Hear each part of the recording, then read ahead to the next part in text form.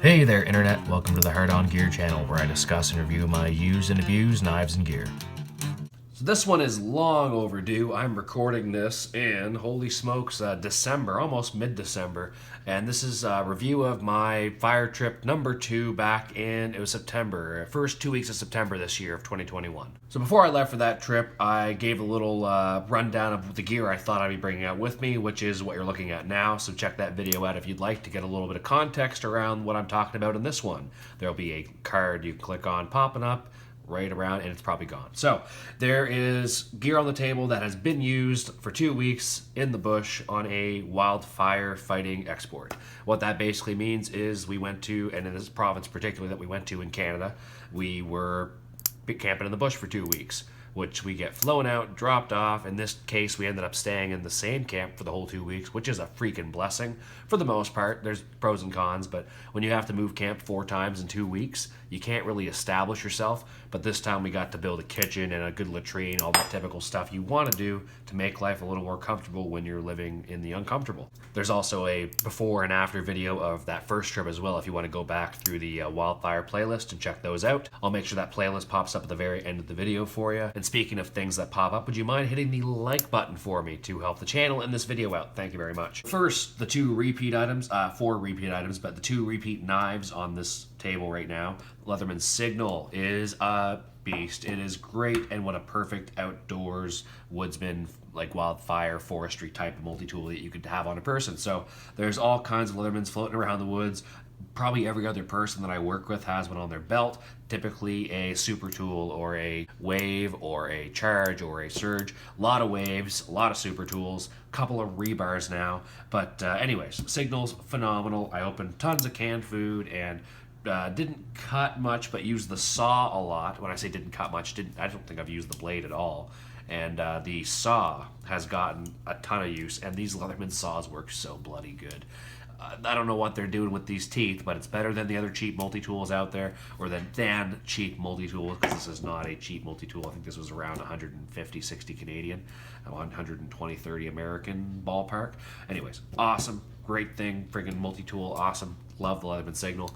The Esee Izula 2, which I lost briefly, not briefly, for about a week and a half, I think, on the first trip between day 5 and day 13, like the day before we went out of the woods. I think I found this thing. This is the ulti-clip clipped onto a sheath. I had the my original sheath, which had lost a lot of its original retention on the Esee belt clip. I was wearing an appendix style, and the sheath just needed to be tightened up. It was too loose, and I lost it when we were running around looking for a bear that was in our camp. So again, you can watch that first video, the first video of the first trip rather, which I'll pop up here on the screen for you, and that'll give you a whole rundown of why the Esee Izula appendix carry can be done. But when you're in the woods running around in twigs and breaking trail and stuff like that, there's better ways to carry it. I actually had to stop and think about how I did carry it this trip, but same as I did towards the very end of the first trip, I carried it in my radio pouch, which you can see in the picture there. I just had it very easy to grab with either hand.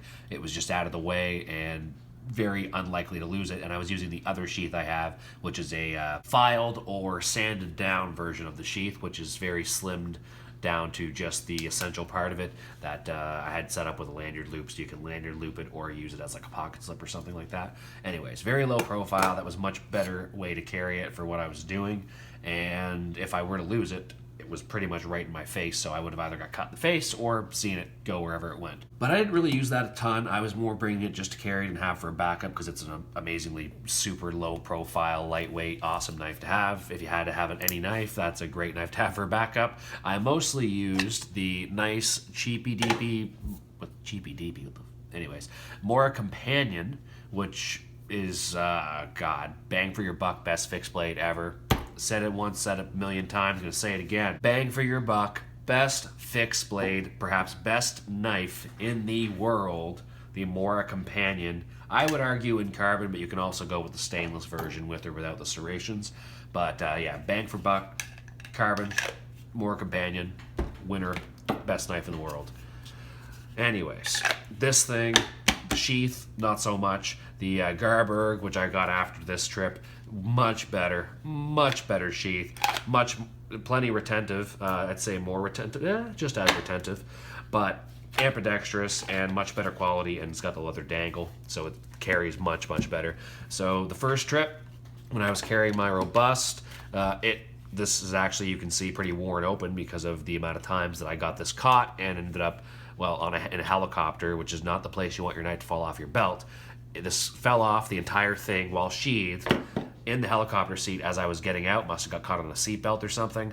And you do not want that stuff to happen, because if something ever flew into a rotor blade or something, terrible things happen. So the heli-tac officer who was working with us was nice enough, almost said knife enough, was nice enough to put this in our makeshift mailbox. So I found that a couple days later. He found that a couple days later and got it back to me. But the sheaths for these Mora knives are not what you're paying for sure. The robust was great, but I wanted to give the Companion a try. We can take that stuff off of here, I guess. And I mean, it was great. It's awesome. It wasn't my first time using a Mora Companion. Definitely won't be my last. What I was thinking about doing, though, was getting a custom Kydex sheath done at Atlantic Knife in Halifax. Wait, do I have? Yes, I do. Atlantic Knife. Hey, Atlantic Knife stickers and that glow-in-the-dark patch. He grabbed me there. So, yeah, Atlantic Knives up in Halifax. Knives and tactical supplies if you're ever looking for something in East Coast Canada. And I'm probably going to get a custom Kydex sheath done next time I am in the big city, because this sucks, and I would like something permanently to throw more Companions in, because I will continue to get more Companions till the day I die. And I was using this thing as aggressively as the robust for all the plugs. I didn't take much video this trip compared to the first one, but I'll plug in with the robust, getting some use, tearing up some ground. I didn't get a lot of footage on this trip, but you can see from the first trip with the robust there, doing a lot of digging and scraping and prying and all that kind of stuff, which you shouldn't do with a knife. And typically we've got shovels, but every now and then you're short of a couple tools, and good sturdy, budget fixed blade comes in handy. So the Companion was everything I needed to be in Mora, and I was also, super lame joke, I was throwing this quite a bit, because these things throw beautifully. This thing hit a rock. As you can see, they're balanced quite well for throwing. I'm trying to, anything past center, and she's going towards the tip. But these things throw great, and they don't respond to rocks well, if you were wondering. So the tip has been slightly resharpened, but I need to spend some time and actually fix this one up. To be honest, I didn't really plan on fixing this knife up. I planned on throwing it out and replacing it. I think I ordered, actually, a heavy-duty Companion. It should be coming in the mail sometime soon. But the original Companion here is great. I haven't tried the heavy-duty one. This one is going to be antiqued and thrown into the box of Wildfire memories. I touched this thing up plenty with the Lansky Blade Medic. Not this one. This one's still fairly new. The other one's in my bag, but quite worn down. Great little field sharpener. Very, very tiny. You can throw it in a pocket, and it's a little bit heavy and clunky, even compared to some small folding knives. But I've had nothing but great success, and a lot of people really digging this thing. But it's got the diamond rod that folds in, tapered so you can do serrations. Same as with the ceramic here. So once you've taken the big nicks out with the diamond rod, you can use the angled ceramic to get the serrations, or sharpen your knife on it like normal to polish it up on the serrations after the taper. If you really mess it up, it's got the carbide pull through as well as the ceramic pull through if you just want to no nonsense put an edge on there quick. I know some people just immediately scoff at pull throughs, and yeah, kind of me too, but there's a time and a place to be fussy and pretentious, and there's a time and a place to get your knife sharp in a hurry. So there is a time and a place when I use these, and it's in the bush when I don't want to mess around. So very, very handy tool. I recently picked up the Work Sharp that everyone's super familiar with. People brag these up all the time. I've had them suggested in the comments. A few weeks back, Budget Guy from Knives and Tools did an unboxing of this, and seeing it in his hands made me realize how small this was. And I don't know, I've seen other people handle it, and I think maybe he's got pretty big hands too, so I thought maybe it might have been an optical illusion in his hand looking smaller than what I thought it was. But no, this thing's about the length of my palm, the tip of my finger, and I just thought it was bigger and bulkier and that I'd never carry it. It's 3-4 times the size of the Lansky Blade Medic, but seriously, way more capable. The angle guides are very nice. Coarse diamond, fine diamond, ceramic with the, depending on what you want to do, different, I don't know what you'd call it, patterns or whatever on the ceramic, small ceramic rod there, and Oh, leather strap, which is the big, I've used this thing so much in the last few weeks since I've had this, because it's just so nice having a field sharpener with a leather strap on it. What an awesome sharpener. I'm sure everyone's familiar with that. If not, I recommend it now because I've actually finally tried it and it lives up to the hype. But Lansky Blade Medic was awesome for these field trips, these exports, fire deployments, whatever the heck you want to call them. Still going to have one of these in my emergency bag probably forever. For a folder, I mainly use the 8015 from Cold Steel. I just got this a few days before that trip, and I went right to work with it. And Cold Steel, you're awesome. The Scorpion lock, I wasn't sure how it would perform in the ruggedish conditions. Ruggedish. Pretty gritty and dirty and grimy and sweaty, and lots of chainsaw use and pine spruce needles, all that kind of stuff. So this thing, once it got clogged up, which it did get clogged up fairly quickly, the giant divot or whatever here where the Scorpion lock clicks into place did get gunked up at some points in time, and there was a point or two where I had to scoop that out in order to get it to close and lock properly. Didn't happen much, and it was all, I think when I was like throwing brush, which was full of green needles and stuff. Anyways, it still functioned, but it did get sticky at times. So there were times when I had to actually, like, with two hands, really kind of push and heave it closed, which could be dangerous if you're not being careful in what you're doing. And as this thing's broken in, it's only gotten smoother. So if I went back out in the field with it now after 3-4 months of decent use, and although I did rotate my knives a lot the last few months because of Instagram rule number 9's 13 weeks, 13 knives challenge, so I didn't use this thing as much as I probably would have, because this is one of my favorite folding knives that I currently own. Now, with that being said, this thing is not as slicey as some of my other folders, and I typically carry slicey folders to counteract my beefier fixed blades that I'm typically carrying, so that I have a little bit of both in case I need something a little bit slicier. This thing's not slicey at all, and when I was trying to carve some wood, doing some bear spear carving and such, something like the Paramilitary 2, a lot slicier. That, if you really want to get into some wood, this thing will slice some wood open for you. When you're trying to do any kind of woods work where you're doing a lot of carving, where in my case it was bear spears mostly, let's be serious, most of the time when I'm carving wood it was bear spear or a stick or some kind of a weapon. And this did do a great job. It's a full flat grind, but it's a pretty thick blade stock. You can do it, but a lot of the time you're getting a thin little scrape and it slides over the wood. With the any Scandi grind, I'm just going to say the Moras, but any Scandi grind, you're just getting huge chunks of wood the whole time. So unless you're really scared to take a big hunk of wood off, you're probably going to do better with something other than the 8015. But so I use this for food and all kinds of stuff, and really solid knife and solid cutting performance. Just different from my typical stuff. So then the Paramilitary 2 was just kind of in my bag as a backup, and I had only got this one, I think, right before my first trip. But this was almost the one I brought, and then when this came in the mail, I decided not to, but this thing only weighs like 2.6 ounces or something like that, 2 something, almost 3 ounces.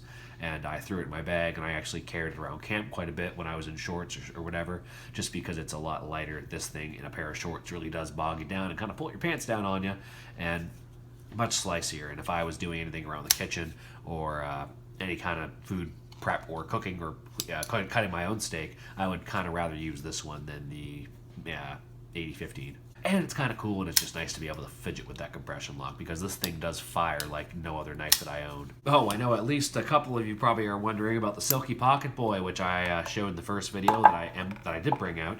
And Tyler Goodwin, you gave a phenomenal recommendation, because that saw is awesome, and I do still have it. It is somewheres, and like most of my gear, it's not always in one spot. It's typically scattered in bags or vehicles or whatever. I use my stuff, at least the stuff that I use frequently, therefore it is not on me. And that Silky Pocketboy is somewheres where I haven't seen it in a couple weeks. Got about 5 weeks till I leave for basic training, so I've cleaned my office out, and all of my stuff is kind of jumbled in a big mess right now, and the Pocketboy is somewheres buried under that mess. So it is somewheres, and it has been used quite a bit. I've slightly broken the tip off of it, ever so slightly, kind of like some of the other small folding saws you've seen out there. This is the one I brought out on the first trip. The Fisker's small little $20 folding saw thing here, and very handy, but just about the tip of it, right around where you can see on the other side of my finger here, that's what I broke off the Silky Pocketboy. but definitely much higher quality than this. It was just, I was reefing on it in a way I shouldn't have reefed on it, but you know, hard on gear, what can you say? The top of this plastic sheath is somewheres here in the house, but one of the little knobs broke off it. The way I go through the bush, the sheath's pretty cool, and it's very, very simple, low profile. That's a belt loop, wire belt loop. This thing came off once, I got it back in there, but then the top did rip off. If you don't run through the woods like a bull moose or a hog on a bunch of caffeine, then you're probably going to be fine. What I ended up carrying, or the way I ended up carrying it afterwards, was just in my pocket. Pocketboy, makes sense. And every time I've used it since, including the camping trip I did a couple weeks ago, where I was in the woods doing a bunch of bushcraft, did a little shelter build and all that.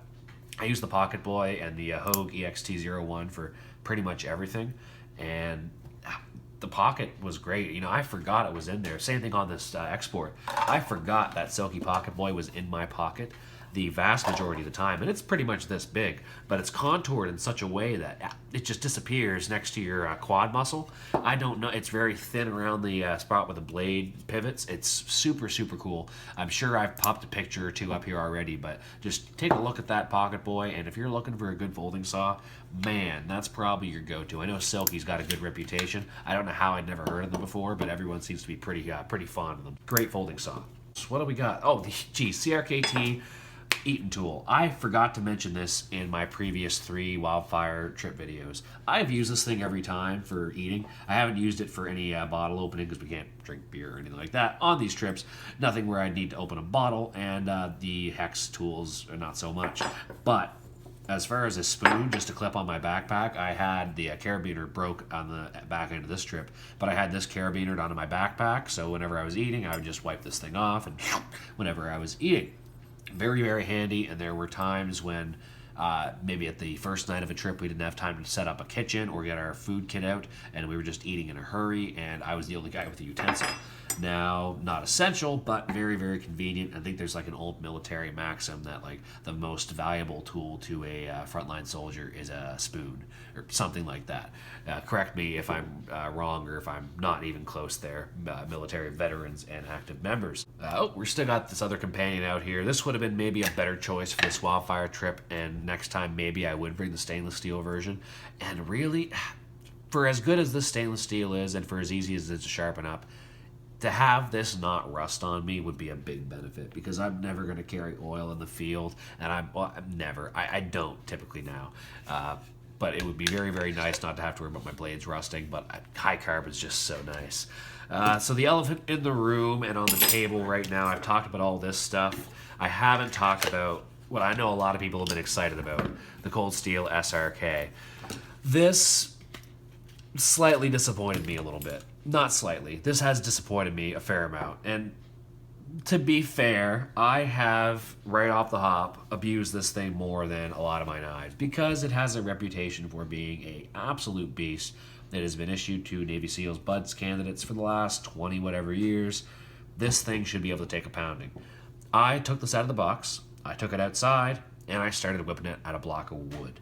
Because I actually purchased this because I thought this would be a great mid-size fixed blade that would throw phenomenally, because look how it's balanced. I mean, this thing's all tip, right? All tip, not just the tip. So I brought it outside to find out, and it does throw really well.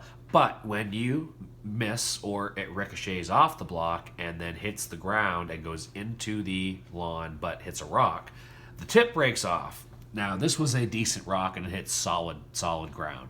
So my fault for throwing it on a place where if it didn't hit or stick, which most of the time when I throw knives it doesn't stick, that it would hit solid ground. So that was error number 1, and I had to completely redo the tip, because this thing's a little bit pointier and a little bit longer than what you're seeing here.